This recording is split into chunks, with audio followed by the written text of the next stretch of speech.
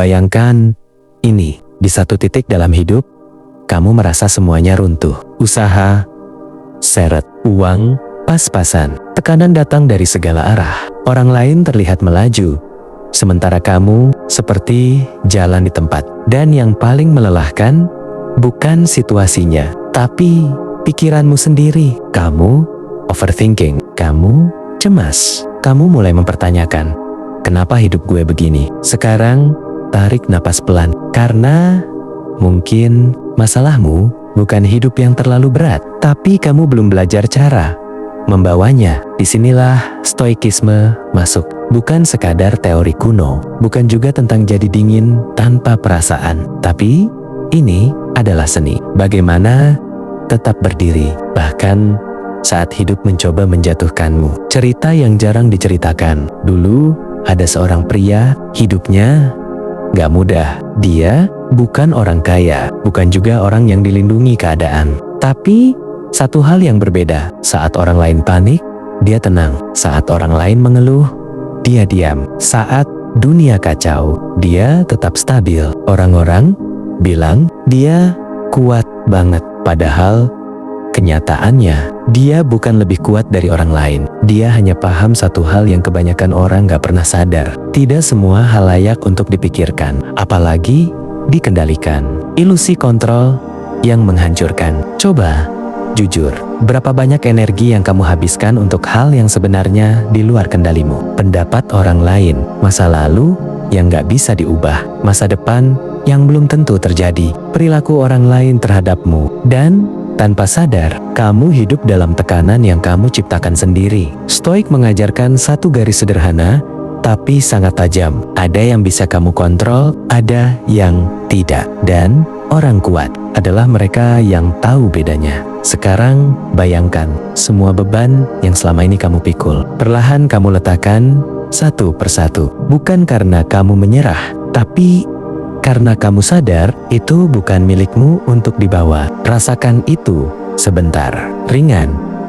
Bukan? Rahasia pertama, fokus pada diri sendiri. Orang lemah sibuk mengatur dunia, orang kuat sibuk mengatur dirinya. Ketika kamu berhenti mencoba mengontrol segalanya, kamu justru mulai punya kendali yang sebenarnya. Kamu gak bisa mengontrol orang menghina kamu, tapi kamu bisa mengontrol reaksimu. Kamu gak bisa menghindari masalah, tapi kamu bisa memilih cara menghadapinya. Dan disitulah kekuatan mulai tumbuh. Rahasia kedua, menerima, bukan menyerah. Banyak orang salah paham. Mereka pikir menerima itu berarti kalah. Padahal dalam stoikisme, menerima adalah bentuk tertinggi dari kekuatan. Menerima bukan berarti kamu diam, bukan berarti kamu pasrah tanpa usaha, tapi kamu berhenti melawan kenyataan dan mulai bermain di dalamnya. Bayangkan kamu berada di tengah hujan. Orang pertama marah, kenapa harus hujan sekarang?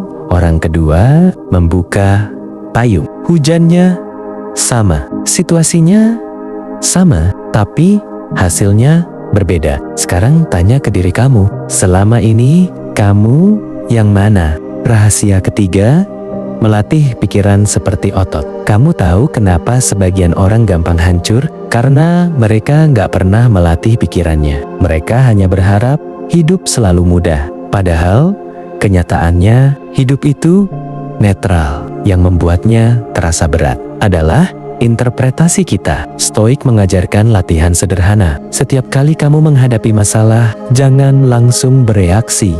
Berhenti sebentar, tarik napas. Lalu, tanyakan, apakah ini benar-benar seburuk yang aku pikirkan? Dan seringkali jawabannya tidak. Rahasia keempat, visualisasi kehilangan. Ini mungkin terdengar aneh, tapi justru disinilah kekuatannya. Stoik melatih diri untuk sesekali membayangkan kehilangan. Kehilangan uang, kehilangan kenyamanan, bahkan kehilangan orang yang dicintai. Bukan untuk menakut-nakuti diri, tapi untuk menyadarkan bahwa semua yang kamu punya sekarang bisa hilang kapan saja. Dan anehnya, justru dari situ muncul rasa syukur yang lebih dalam dan mental yang lebih siap menghadapi kenyataan. Rahasia kelima, Emosi bukan musuh. Banyak yang bilang stoik itu dingin, padahal tidak. Stoik bukan tentang menghilangkan emosi, tapi tentang tidak diperbudak oleh emosi.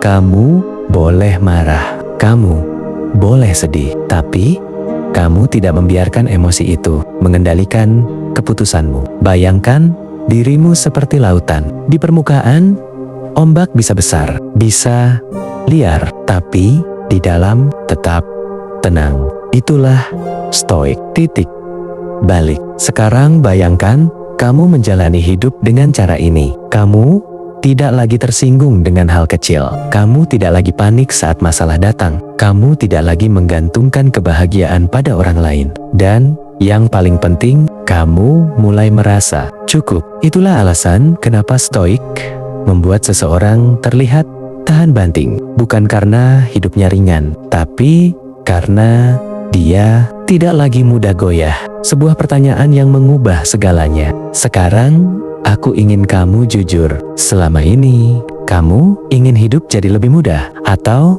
kamu siap jadi lebih kuat? Karena dua hal itu berbeda. Dan stoik tidak menjanjikan hidup tanpa masalah. Tapi stoik menjanjikan versi dirimu yang tidak mudah hancur. Sekarang, tarik napas dalam dan perlahan hembuskan. Bayangkan semua beban yang bukan milikmu perlahan menjauh. Bayangkan dirimu berdiri lebih tenang, lebih stabil, lebih kuat. Kamu tidak perlu menguasai dunia. Kamu hanya perlu menguasai dirimu sendiri. Dan saat itu terjadi, tidak ada lagi yang benar-benar bisa menjatuhkanmu. Kalau kamu merasa ini membuka cara pandang baru, jangan berhenti di sini. Karena perubahan besar selalu dimulai dari kesadaran kecil. Mulai hari ini, latih pikiranmu, jaga reaksimu, dan pilih untuk tetap tenang apapun